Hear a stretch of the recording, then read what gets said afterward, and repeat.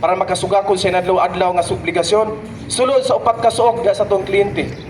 Pag may kang upat ka suok, gibahin na north, south, west, and east. Dayag diha sa atong tagsa-tagsa kabuhat o performance kung giunsa nato paghatod ang atong serbisyo ngadto sa atong kliyente gamit ang ikong kaalam diha sa natad sa atong pagpanarbaho sa paghatag og saktong serbisyong proteksyon. Dili ikalimot nga dunay pipila ka ninyo nga gipareport sa opisina tungod sa ilang mga pagkulang apan wala kini magpasabot nga sila dili makahibalo.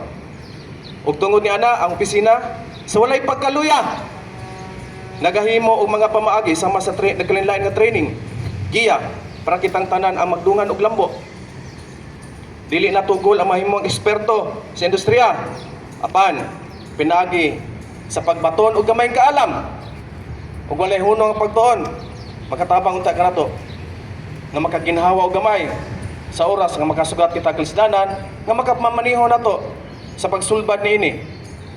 Dunay giingon, never stop learning, every day is improvement. Apasumpay, you will hate the discipline process but you will love the result.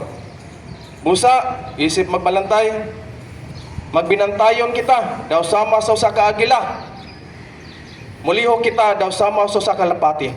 Tungod kay ang kalapati simbolo da sa karaang tugon ang gipalupad ni Noah sa dihang gusto niya mahibaw kung sino nitabo sa gawas ka ang kalapati nagrepresent sa iyang pagka-purity o dili mo tunog sa mga mahugaw, dili para sa uwak. Maniid kita daw sama sa lipardo. Hilom, pino ang pagpaniid para magamit nato sa atong pagpanarbaho. Daghang salamat ug may buntag. Sige.